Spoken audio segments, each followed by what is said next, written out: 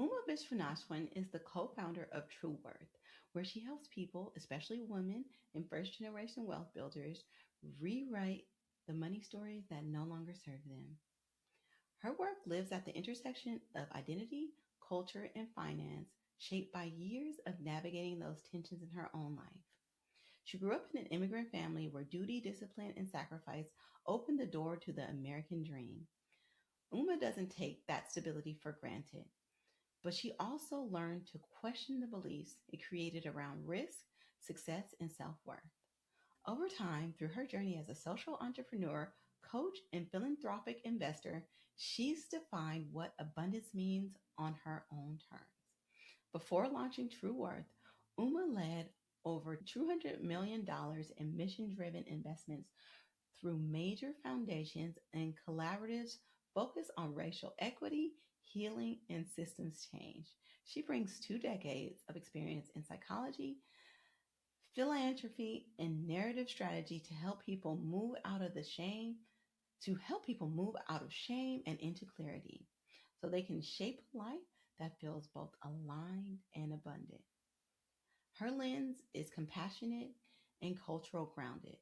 Uma knows wealth isn't just about numbers, it's about the values we carry, the stories we inherit, and the choices we feel free to make.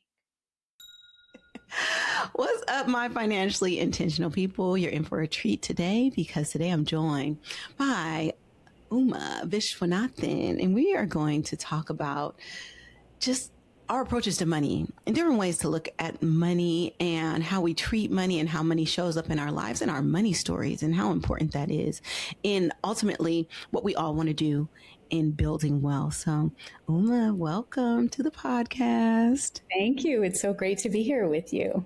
Of course. And let's just dive into like your money story and your background and how did you get to where you are right now? Yeah, I'm going to start actually by going really far back to actually my dad's story because that's part of my money story too. Mm-hmm. So my dad, he came to this country in the 1960s with literally $8 in his pocket and a big brother who looked out for him who was here. And that was what he had. He had brains. He ended up becoming a researcher of nanotechnology and electron beam lithography. I have no idea what those things are, but he worked for IBM for 40 years. And he grew up in a tiny village in India. He grew up with 7 siblings. They all lived in a one-room house. He didn't have shoes till he went to college. And so for him to have made it into this kind of life it was a life of just sacrifice. It was a life of always putting duty, responsibility, self-discipline. Like those are the things that made him the person that he is.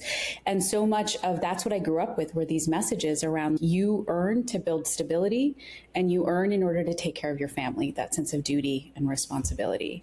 And so that's what he and my mom carried the same values too. So like even at certain points, they probably could have upgraded the house or we could have gone on vacations. We could have done all these things, but everything was about save, put it into your college education. It's too risky to like they would never think about real estate investment or anything like that. It was more stay put, don't lift your head up. I don't know that he would ever ask for a promotion because that would create too much risk.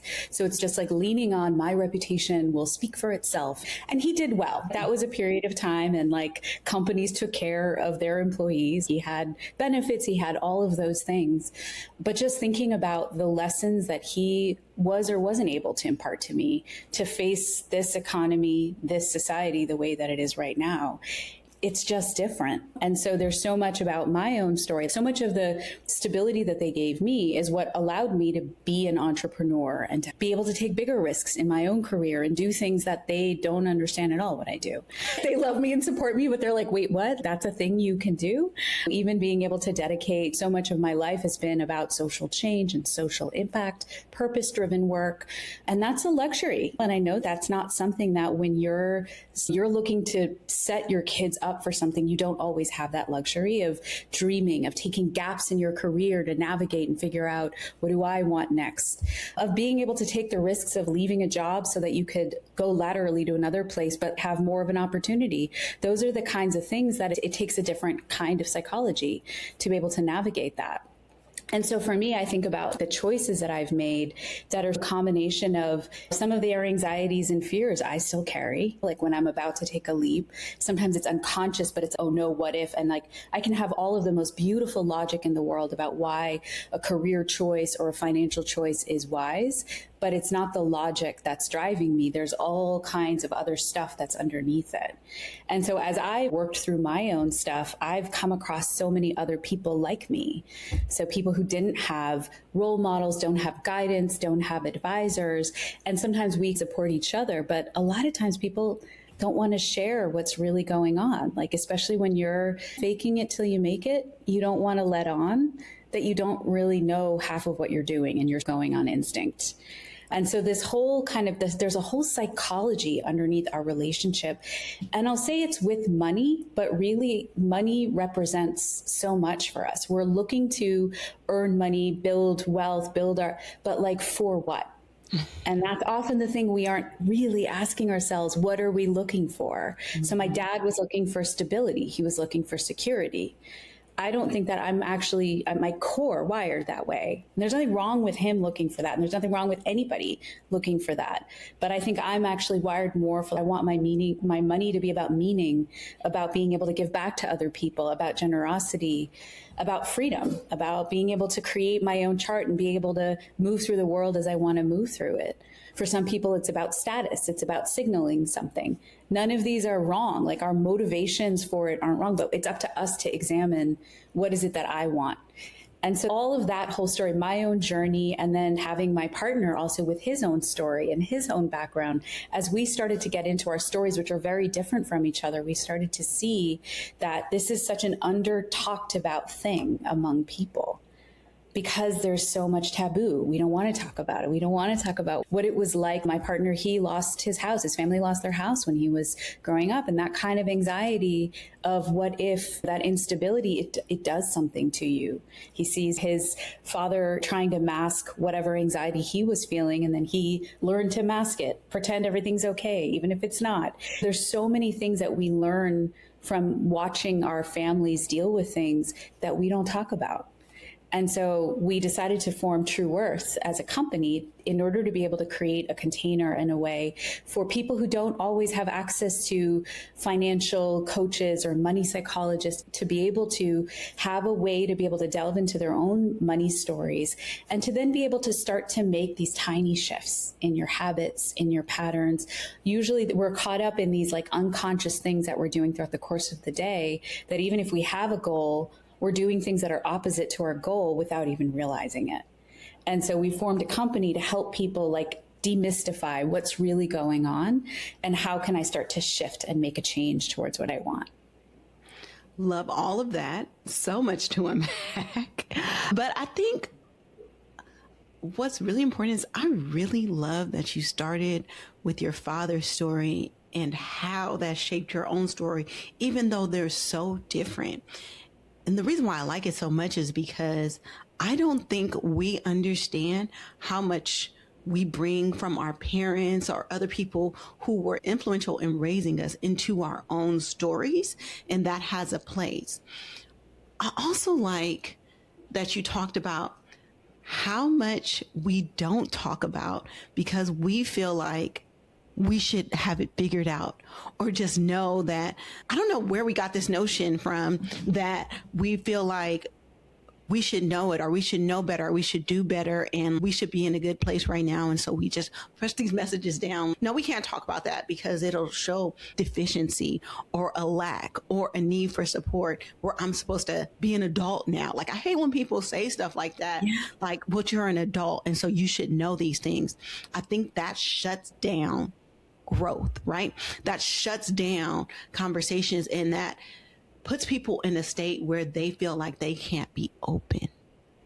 So I love that you said, no, it's, first of all, it's not normal that we even talk about these things because of the stigmas in society, but also because of our own internalized pressures that we have. And I love that you're opening up a space and being like, you know what, forget it. Like we're, everybody can talk about anything. This is what it is. Like we need to have these open conversations because this is how you build wealth. This is truly how you internalize your worth. I love it.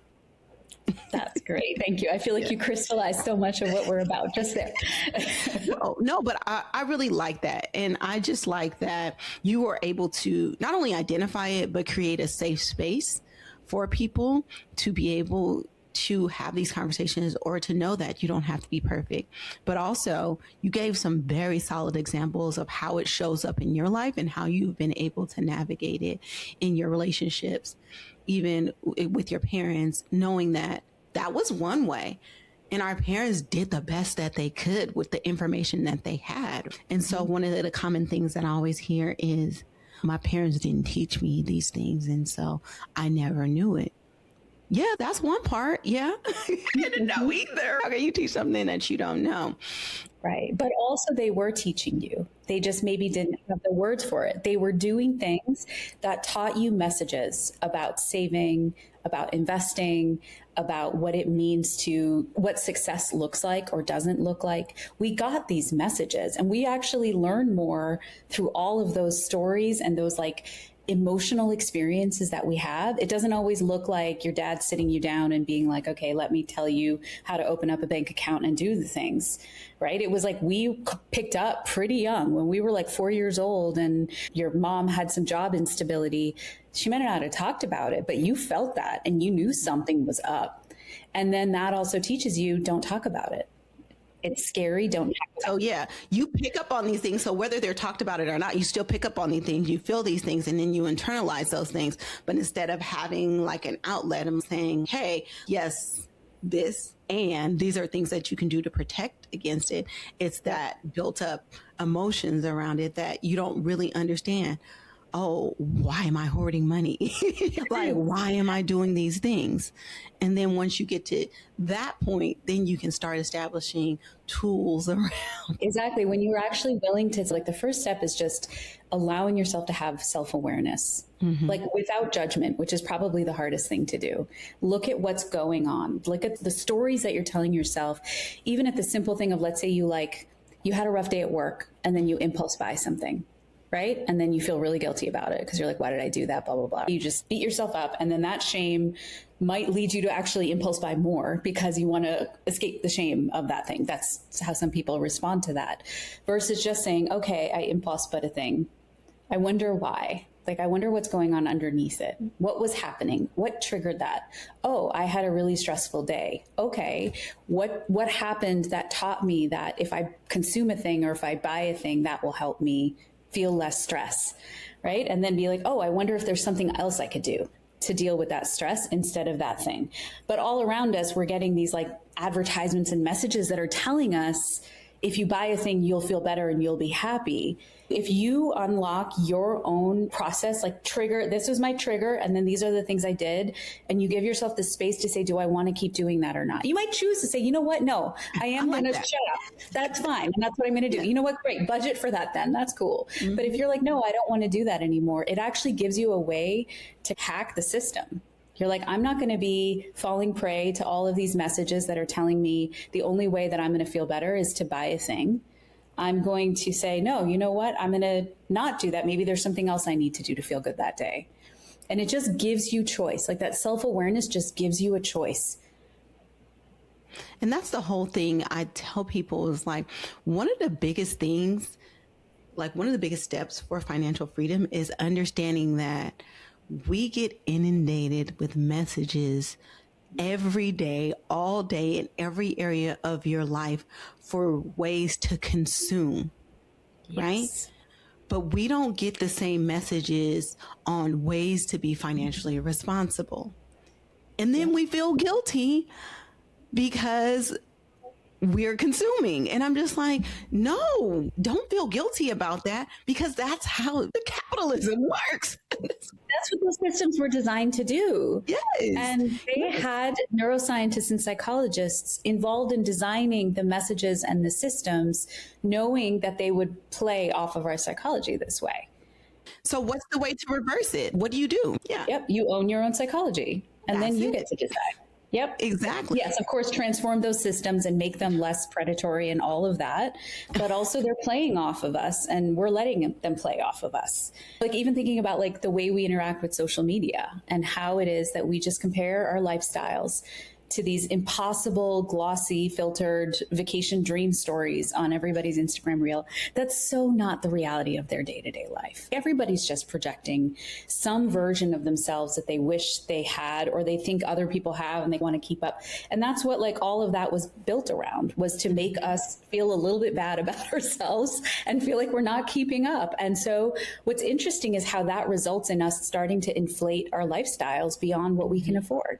Yeah. We start to go on vacations that are a little bit too expensive because we want to project a certain image. We buy a car. Okay, maybe our income is increasing a little bit, but should we really buy that car? I don't know. But then suddenly you're wanting to because you're comparing yourself to other people. So it's really good for our capitalist society, but is it really good for us? And so just being able to see that system is doing that to me, again, divest from social media, whatever you want to do. But the reality is just own the fact that, okay, I am particularly persuaded to do things when I'm comparing myself to other people. If you know that about yourself, then you can say, oh, I'm going to pause. Do I really want this thing? Do I really need to upgrade my apartment right now? Is that the thing I need to be doing right now? Or do I need to put that money somewhere else? It's like you have to reverse engineer the psychology that they use.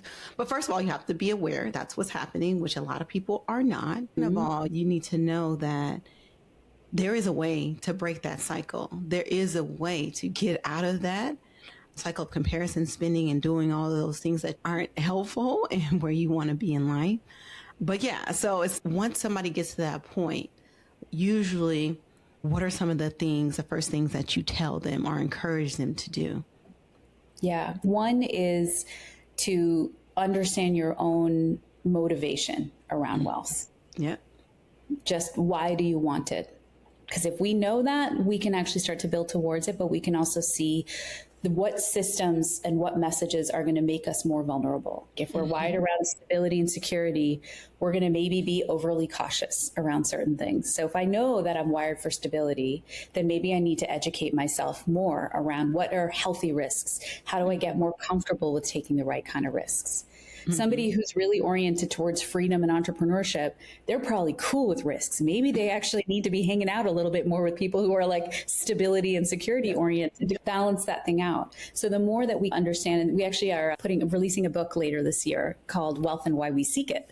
So that will be a way that you can start to understand your own psychology of wealth as well. So that's the first step, is just to give yourself a frame to be able to understand, why am I seeking this thing?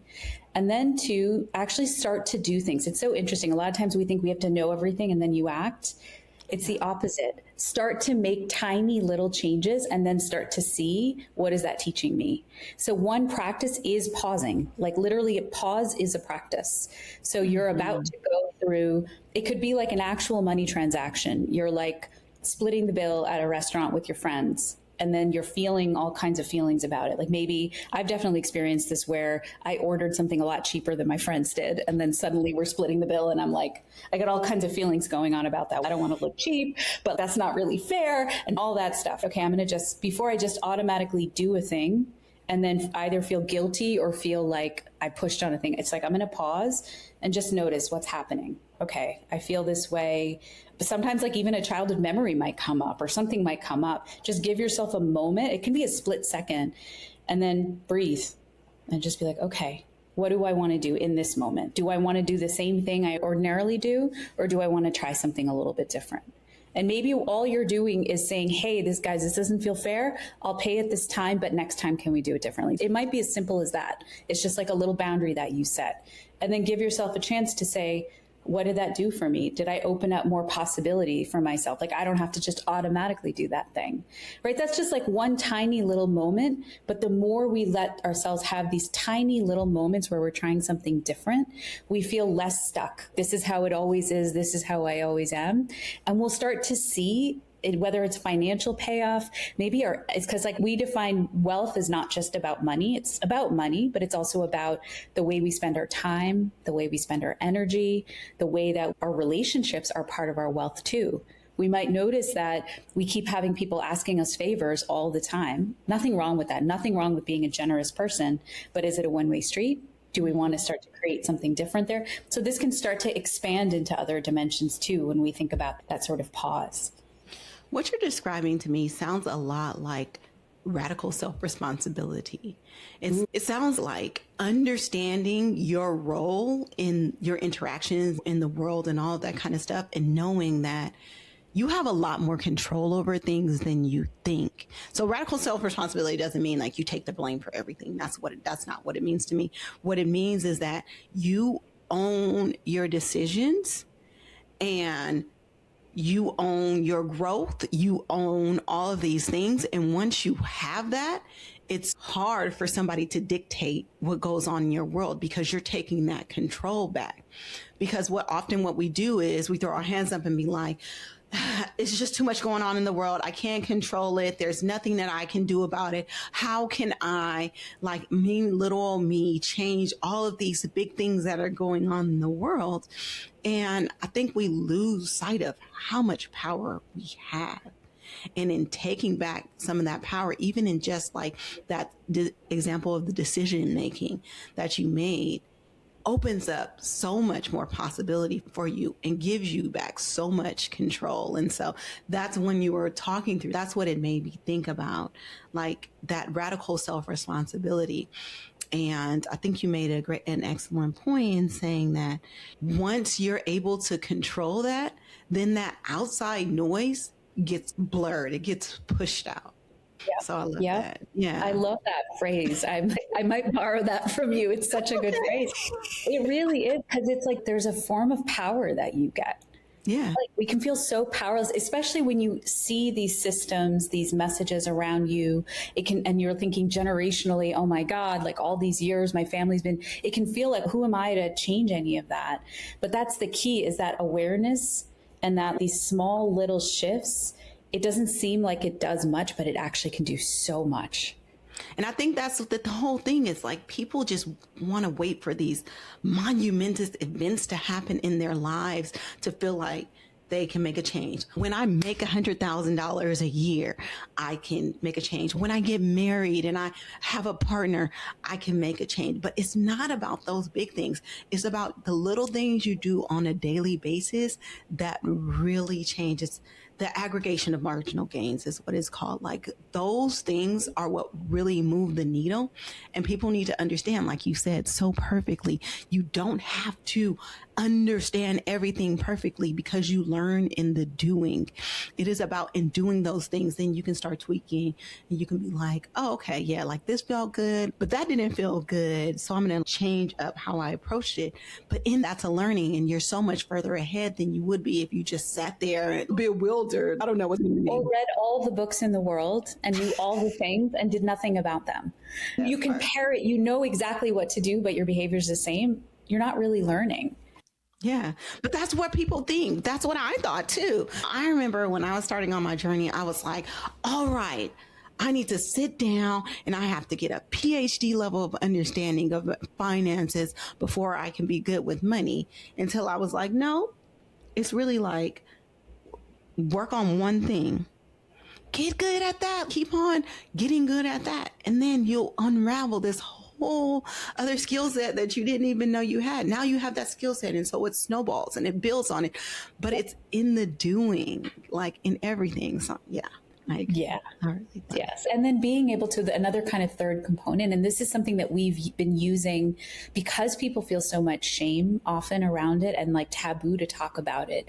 It's been interesting because we found through clients that we've had that they don't necessarily want to do group stuff, which we were surprised about. But they're like, so we have actually taken to storytelling. And sometimes it's even fictional characters. But if you look at the way that we can relate to characters in a story and we can see their journey of change, it actually has the same psychological effect as hearing another person, like another real person. We can actually start to see ourselves in those characters and start to go through a journey ourselves too. Like the ups and the downs, the twists and the turns. Like, we're wired for story more than we are for information, more than we are for data. We're wired for the stories of challenges and you overcame the odds and then you changed this thing. And so we've been playing around with who are these fictional characters that we could start to build out for people based on the real stories that we know that people are carrying, but that make it a little bit safer to say, oh, I relate to that character over there too. So that's another kind of part of what we're playing with right now too. No, I love that, because people have to see themselves in something in order to believe it's possible for them. And I got that to a lot of resistance against like group work and all that kind of thing, because a lot of the shame and the stigma, like, I don't want people to know, like, it's just, girl, they right there with you. They wouldn't be here if they knew everything. That's why they're here. Me too. And I'm still learning too. Like, come on. But there's something about this topic that people feel like they should know more than they do. And then throw into the mix like crypto and this, that, like everything is these like complex, like financial constructs. Like who can actually know all of these things? It's like to be able to navigate all of that. Yeah. That's again playing to people's psyche, playing, because I think that's how traditional personal finance was. Like, you don't know these things, so you need to let me manage your money, or I need to do everything for you because you don't understand. And so a lot of the things that I feel I'm seeing more recently is, no, you can do it. This is how you can do it. But I'm still butt up with this, but I have to talk to a financial advisor in order to do this. I can't do this on my own. Somebody else has to do that. And like continuously breaking that stigma. There's levels, honey. 90% of people don't need to get to that place. Or before you get to that place, you got to figure out X, Y, and Z. And a lot of it is the psychology stuff that we started off with, right? It's true. Yes. Yeah. Yes. Yeah. And so often, like, financial advisors are not well versed in the psychology of the things either. So they're not going to really help you with this stuff. Yeah. I think people just have this perception that if they give it to somebody else, it'll be handled. And that, to me, again, is giving up so much of your power. Yes. And so many people are quick to do that around money, because we have this big taboo about not talking about money and all these kind of things. And I'm a big proponent of always talking about money, but pay transparency in particular. Mm-hmm. And boy, do I get it when I talk about it. And I'm just like, do you understand that conditioning? Do you understand the only people that have a vested interest in you not talking about how much you make are the people who have something to gain from you staying ignorant about it? Like, you're playing right into it. Like, yep, so let's true. Let's not. So true. Yes. But let's talk about like TruWorth and like the origins of it and like who you help and how you serve people. Yeah. So TruWorth it's a company that we founded. It's been about 8 months or so since we founded it. And we have, based on all of this insight that I just was talking about, so even rooted in the neuroscience of habit formation, rooted in the understanding of the core kind of money psychology, the emotional, the kind of what it's based onto, we've shaped these journeys that people can go on. So one of them is called the Daily Shift. So this is a 7-day journey that people go through, which literally takes 10 minutes a day. And the practice is like the power of the pause, something that you just observe, pause, make a little shift. And what's been incredible is as we've moved people through that 7-day journey, how much they became more self-aware of. I noticed that I scroll on Amazon like every day after work, like right before bed. And that's when I do these compulsive little purchases that like, I don't think about what that's all adding up to. But one of our clients, she noticed and she paused and she's like, I don't really want to do this anymore. So I'm going to put my phone in the other room. And she stopped doing it. That's actually a practice that she's continued doing. And it's led to an incremental shift in her bills, because she's not doing that impulsive action anymore. I'm just doing it because I'm tired and I'm bored. So let me like read a book or do something else or hang out with my husband instead. And so that's one tiny example of the kind of shift that people could make through that Daily Shift program. And then for folks who want to go deeper, we have a 30-day money story rewrite program. And so that's actually getting much deeper into understanding your own motivations around wealth, your own childhood memories, like particular memories, and then getting into deeper cycles of self-observation around, in these situations, this triggers me. Like, what are my triggers that make me like act irrationally? And what can I do to shift that? So it's supporting people through these different practices that you go through. It's actually not like a ton of new practices. It's you repeat certain things multiple times and still they start to become new habits for you. And then by the end of the program, you're actually writing out your new money story. So it's actually writing out based on all of the things that I observed about what I am currently doing, what do I want to be doing?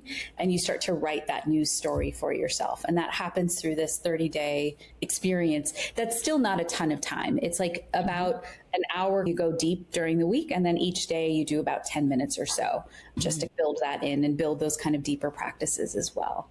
And we've had people have some pretty like huge revelations about even just messages that they didn't even realize they were carrying from some uncle that did a thing. And they were like, wait, what is uncle doing in my money story? But it's like, all right, this person had an impact on your sense of self, your sense of success. So it starts to unearth some of those things as well. Sorry. I was going to say, thank you for sharing that it does not take a lot of time. I think that's one of your biggest like objections. I'm so busy. I have kids. I have all this stuff. Like, you have 10 minutes. You do. Yes. You have 10 minutes. And sometimes it's literally, you're like buying a coffee you probably don't need. And as you're just pausing and you're being like, do I really need this right now? Is there something else I could do? And that's your practice for the day. That's all you needed to do that day. It's just examine, do I do this? Like, and so it's making it that bite size and easy. And then we support. So we'll give like just little SMS, like little audio notes and things like that. Because we've actually found instead of having people go into some whole separate app, there's something about, and I'll do like audio notes. We've actually found that like neuroscience supports actually when you hear someone's voice more than video, more than writing, especially for things that are emotional, it's very soothing. And you can actually, it feels very intimate. And so people have shared throughout the week, they're like, oh, you're like my smart friend that's just being like, do you really want to do that? Like during the course of the week. And it creates a level of like friendliness to the program as well. No, I love a voice note. That level of connection is like nothing else. Cool. Yeah. And then you said, so the 7-day challenge, the 30-day challenge. Yes. And then we are continually listening for what else folks want. And so we have actually specifically heard from a number of people that they want to do this as a couple because money conflict, I'm sure you've seen this with your guests as well, is money conflict is one of the biggest sources of stress and tension within a relationship. And especially when you're making financial decisions together, imagine it's one person's baggage, but then you got somebody else's baggage and you're using the same words and meaning different things. You're talking past each other. Somebody gets upset about a thing and you have no idea why, and you don't really know how to talk about it. And so we've heard that it would be really helpful to design. We thought about even doing like couples, like conversation cards or things that you can use to like just get underneath it in some way. Like we've had some clients sharing how when they hear their partner saying, we've got no money, we've really got to tighten our belts this month. Like she grew up literally, okay, I guess we're having PB&J for the next month. Whereas her partner didn't grow up with that level of scarcity. And he's just simply meaning, let's just keep an eye on things. It's the same phrase means totally different things to them. So how do you examine what is that word triggering for her that's like bringing up maybe some childhood trauma around this that like doesn't need to be spoken? No, I just simply meant let's cut some of our subscriptions this month. Yeah, but I think what also happens is that somebody will say that and then feel the tension and then be like, okay, never mind, and then don't address it just to keep the peace in their relationship. That's what I've found. So I think like the couples is like on point because like money challenges of course are like the biggest causes of separation. So I love that. Yeah, it's like preventative well-being care for like healthy family money conversations, because if you can get good at talking about it, then when you have to go through hard stuff, you can get through the hard stuff. So is this like an app where people access it, or how does it work? So you can come to our website, TruWorthShift.com, and there you can sign up for these journeys. And then from there, we bring you through an experience. It's actually all just based on our web platform at this point. Okay. So we don't have a separate app. Yeah. Okay. And then everything is there that they need to access. Yep. And then also you can pre-order our book from our website as well. Yes, I'm excited about this book. I know it's going to be amazing. So I just want to back up a little bit and just like, for you, what did building this platform like mean? And like, I know you talked about like a shift from being in this safe corporate world to this world of like entrepreneurship. What was your vision in creating this platform and why did you take that leap? Yeah. Yeah. And I would say if you asked my co-founder, he would have a different story, which I think is also really cool. So I actually am coming from the world of social impact and philanthropy.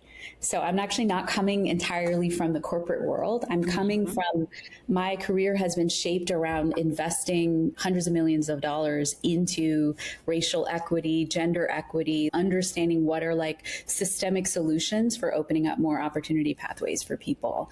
And most recently, I've been really working on the sort of level of cultural and political division that's going on in our country right now. And one of the things that we discovered was that economic anxiety is one of the leading drivers of why we're hating on each other so much, is that we're terrified about the economy and we want someone to blame. And so we're trying to find someone to blame for it. Stop blaming Black people, please. Same. I understand. Yes.